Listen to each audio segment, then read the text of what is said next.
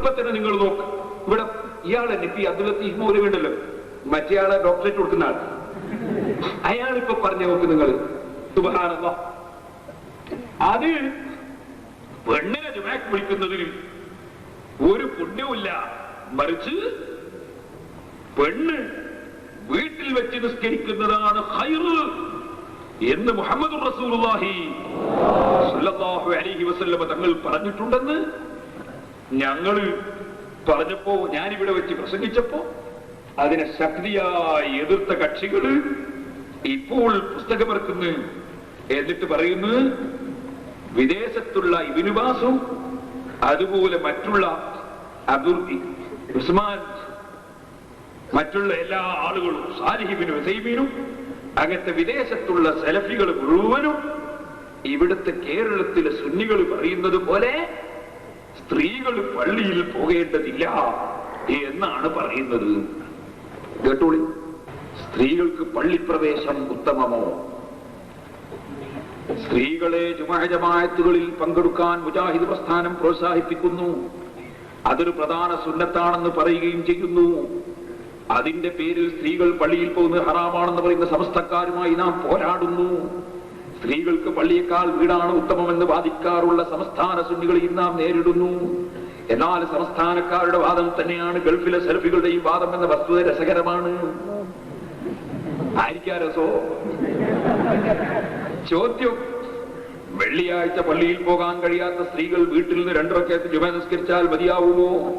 അവര് 4 റക്അത്ത് ദുഹറാണോ നിസ്കരിക്കേണ്ടത്? ഉത്തരം, സ്ത്രീകൾ വീട്ടിൽ നിന്ന് നിസ്കരിക്കുന്നതാണ് ഏറ്റവും ശ്രേഷ്ഠകരം.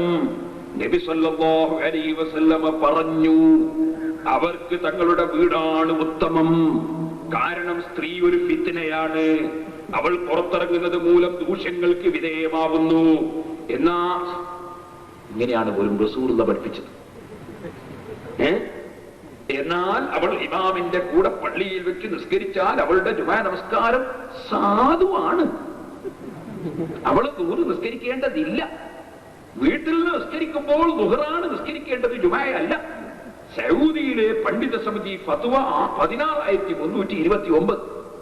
ഷെയ്ഖ് അബ്ദുൽ അസീസ് ഇബ്നു ബാസ് റ, ഷെയ്ഖ് അബ്ദുൽ അസീസ് ശത്തിരി, നമുക്ക് സുപരിചിതനായ ഷെയ്ഖ് അബ്ദുല്ലാഹി ഇബ്നു സബത് തുടങ്ങിയവരുടെ നിസ്കാരത്തെ കുറിച്ചുള്ള ലേഖനങ്ങളുടെ ഒരു സമാഹാരം സൗദി അറേബ്യയിലെ പണ്ഡിത സമിതിയുടെ ആഭിമുഖ്യത്തിൽ പ്രസിദ്ധീകരിച്ചിട്ടുണ്ട്. അതിലെ ഒരു അധ്യായത്തിന്റെ വിവർത്തനം ഇവിടെ പകർത്തുന്നു.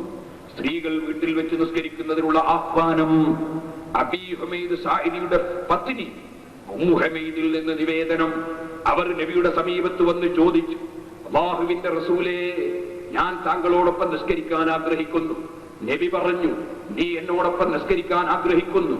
നിന്റെ വീടിന്റെ ഭദ്രമായ മുറിയിൽ നീ നിസ്കരിക്കുന്നതാണ് നിന്റെ വീട്ടിൽ നീ നിസ്കരിക്കുന്നതിനേക്കാൾ നിനക്ക് ഉത്തമം.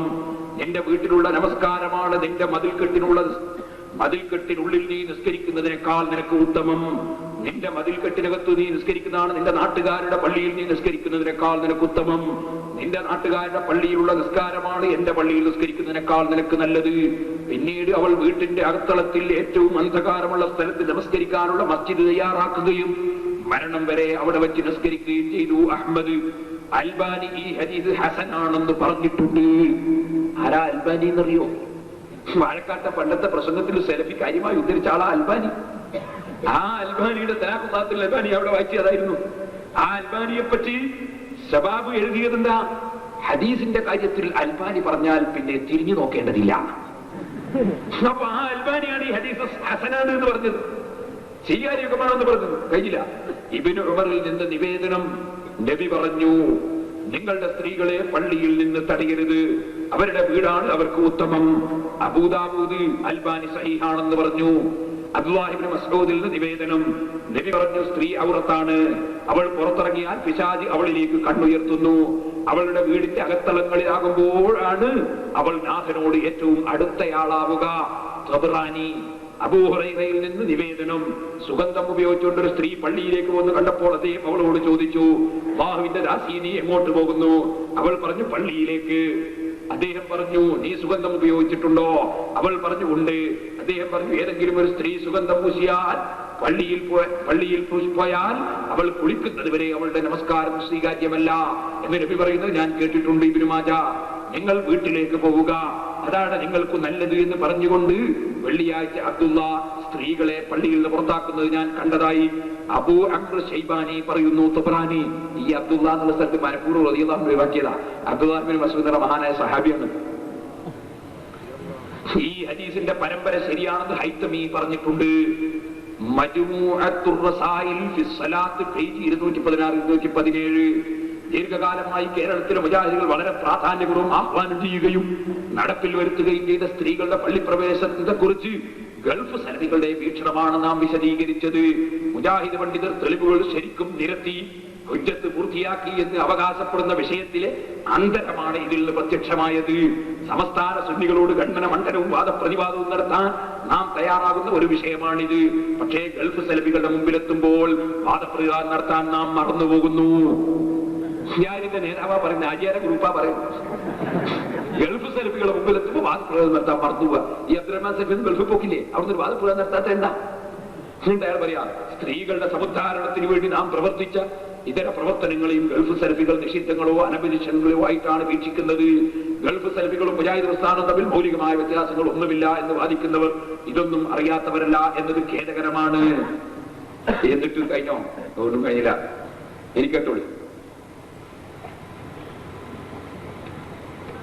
സ്ത്രീകൾ ഔദ്യോഗിക ഭരണരംഗങ്ങളിൽ ഇസ്ലാഹി പ്രസ്ഥാനത്തിന്റെ ജുഹയ അൽമനാർ അഭിമാനപൂർവ്വം എഴുതുന്നത് നോക്കുക.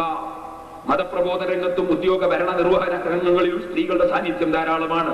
സ്ത്രീകളെ ഈ വിധത്തിൽ മുന്നോട്ട് കൊണ്ടുവരുന്നതിന് വേണ്ടി വിട്ടുവീഴ്ചയില്ലാതെ പോരാടിയിട്ടുള്ള നവോത്ഥാന പ്രസ്ഥാനം മാത്രമാണെന്ന കാര്യം ആർക്കും നിഷേധിക്കാൻ സാധിക്കുകയില്ല. Al Manar 2001 September page 40.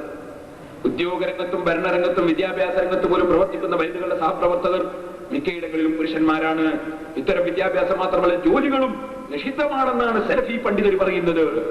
അഫ്ഗാനിസ്ഥാനിലെ താലിബാൻ ഭരണാധികാരികൾ സ്ത്രീകളെ ഉദ്യോഗങ്ങളിൽ നിന്ന് പിരിച്ചുവിട്ടപ്പോൾ ഗൾഫ് സലഫികൾ അതിനെ സ്വാഗതം ചെയ്യുന്നത് വിസ്മരിക്കാറായിട്ടില്ല.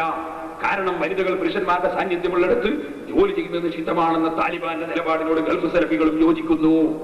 പുരുഷന്മാർ സഹപ്രവർത്തകരായുള്ളിടത്ത് മുസ്ലിം സ്ത്രീകൾ ജോലി ചെയ്യാവതല്ല എന്ന സലഫികളുടെ വീക്ഷണം ഷെയ്ഖ് അബ്ദുൽ അസീസ് ഇബ്നു ബാസ് നേരത്തെ നാം സൂചിപ്പിച്ച കൃതിയിൽ വിശദമാക്കിയിട്ടുണ്ട്. പുറത്തിറങ്ങലും അതിലെ അഭിപ്രായങ്ങളും